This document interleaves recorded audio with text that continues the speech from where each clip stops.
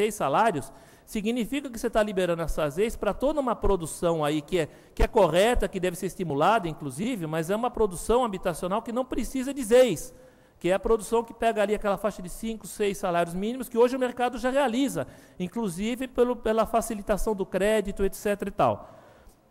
Outras questões que a gente gostaria de levantar, particularmente essa questão dos gabaritos, né?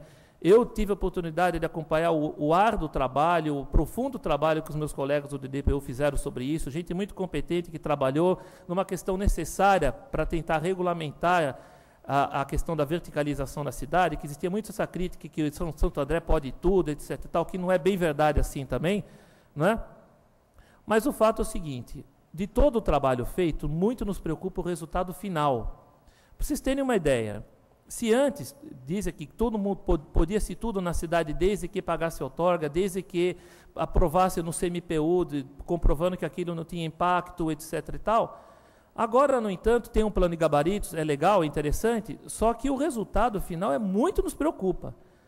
Ou seja, a cidade foi toda retalhada, né? Ou seja, algumas áreas onde você pode construir até 2, depois você tem, deixa eu me lembrar aqui, você tem 2, 4 pavimentos, 11, 16, 21 e 30. Chegando ao ponto de que numa rua ali no bairro Jardim, numa paralela Figueiras, de um lado você pode construir 4 pavimentos, do outro lado pode construir 30.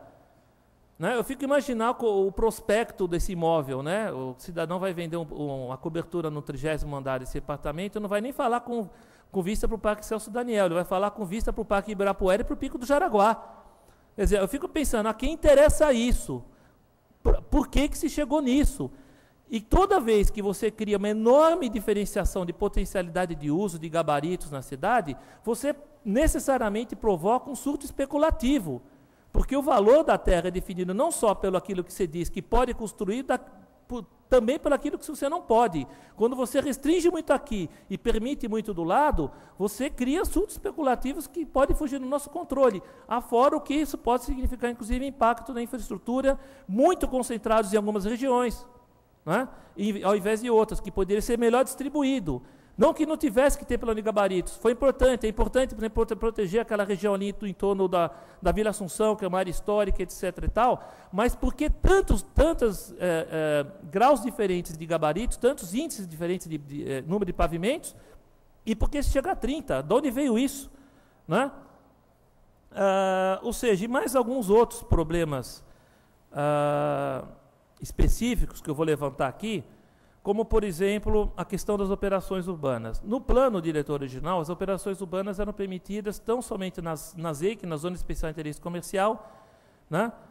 E na região do eixo Tamanduateí, entendendo-se que a operação urbana deve se voltar para aquelas áreas de interesse estratégico para o desenvolvimento econômico sustentável da cidade.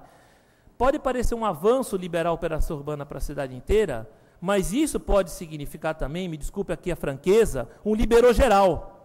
Operação urbana é o seguinte, você pode fugir dos coeficientes máximos, etc. Tal. Você pode fazer um projeto que você rediscute isso, né, e pode construir mais índices, etc. Tal, menos recursos, etc. Tal, a partir de um projeto específico, contra contrapartidas e tal.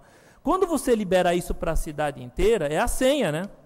Olha, gente, eu tenho um monte de restrição na minha cidade, mas se você trazer para a gente o projeto de operação urbana, a gente pode conversar. É uma porta para o pode tudo, me desculpe a franqueza. Eu não consigo ver outra lógica.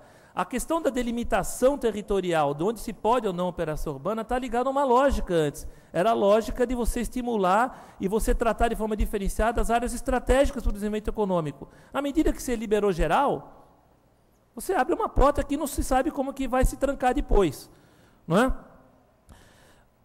Outra questão, foi falado aqui da questão do CMPU. 2 problemas muito sérios na proposta de revisão colocadas. Primeira questão, foi falado aqui que o CMPU está se adaptando ao modelo do Conselho Nacional de Cidades. Só para lembrar, os sindicatos arquitetos têm acompanhado a formação de vários conselhos de cidades, que foram feitos agora posteriormente ao Conselho Nacional. A grande maioria está seguindo o modelo do Conselho Nacional de Cidades na proporção. O Conselho Nacional de Cidades estabelece 40% de participação no Conselho do Poder Público e 60% da sociedade civil. No entanto, esse Conselho continua fazendo meio a meio. Quer dizer, ele não está seguindo exatamente aquilo que está dizendo o Conselho de Cidades, e isso poderia ser um avanço importante, por mais até que precise mudar a lei orgânica, né, que fala da paridade. E por que não? Só lembrar, o Conselho de Saúde, por exemplo, não segue a lei orgânica, né, ela segue a lei nacional do SUS, que é o tripartite, e a gente poderia ter um grande avanço nisso, e já faço aqui, inclusive, a proposta aos vereadores, no sentido de pensar nisso. E outra questão séria também no CMPU.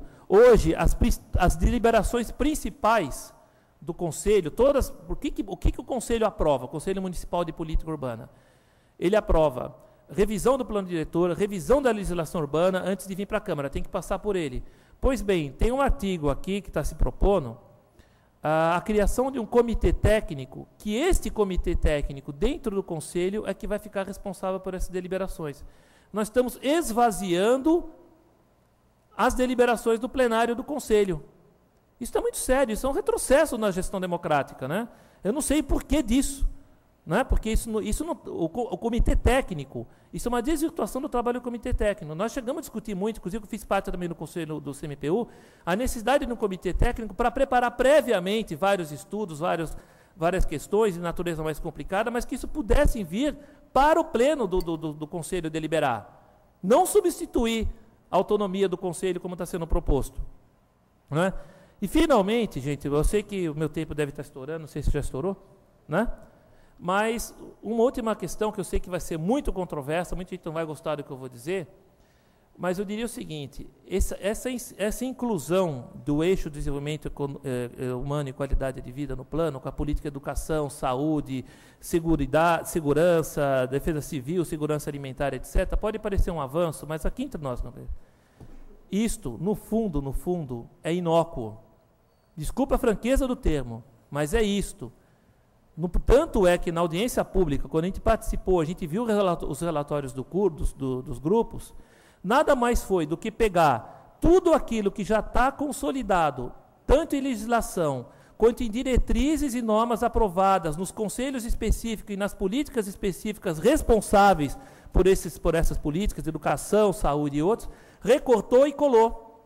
Aí você coloca no plano diretor e fala assim, legal, agora nosso plano diretor vai falar da educação, da saúde, mas tudo isso já está sendo tratado nas áreas específicas.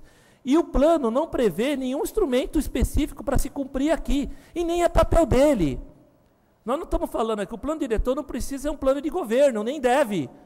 Plano diretor deve tratar, quando a gente falar da questão social, né, da justiça social, ele deve tratar dessas questões aquilo que atém às questões urbanas. A questão do acesso à terra, acesso a equipamentos urbanos, a democratização da gestão da política urbana, etc. e tal.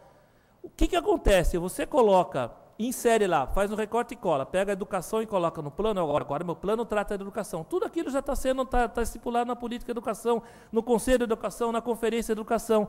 Pior, se você que tiver que mudar alguma coisa lá, né, se os responsáveis por essas áreas específicas tiverem a necessidade de mudar alguma coisa lá, vai ter que vir aqui para a Câmara e ter 14 votos, ter 2/3 da Câmara para mudar, porque está no plano diretor. Olha, é aquele tipo de coisa, no final das contas, se ficar isso no plano, pode até não ser muito problema, mas depois contra o plano. Isso joga de novo naquela história, naquela linha de plano que fala de tudo e pouco aplica. Nós estamos repetindo aqui a tradição ruim que tem que ser superada na história dos planos diretores brasileiros, que são planos que têm diretrizes fantásticas, têm discursos fantásticos, mas não se aplicam. Ao invés de preocupar com isso, nós devíamos preocupar sim, em fazer cumprir os estatutos da cidade, os instrumentos que estão no plano diretor, como IPTU progressivo, como aplicar os recursos da outorga, né, fazer um diagnóstico aprofundado de questões que não foram tratadas aqui, como, por exemplo, a questão do trânsito, a questão do impacto do rodoanel, que não tem um diagnóstico aqui colocado, né, na política de transporte. Tudo bem, vai ser discutido no plano específico, mas não tem nada aqui. Né? Ou seja, onde está o diagnóstico desse plano? Foi feito internamente? Beleza, mas cadê? Como é que os vereadores, a população pode avaliar se o diagnóstico que embasa as alterações não foi publicizado minimamente? Né? É nisso que o plano tem que se ater. Essas são as questões mais importantes. Né? E não simplesmente fazer um recorte e cola de outras políticas que pouco tem a ver com o plano diretor, colocar no plano e dizer que agora o nosso plano é mais amplo, etc. e tal. Finalizando, como eu falei, eu ia problematizar, não é? Tem várias outras questões que eu poderia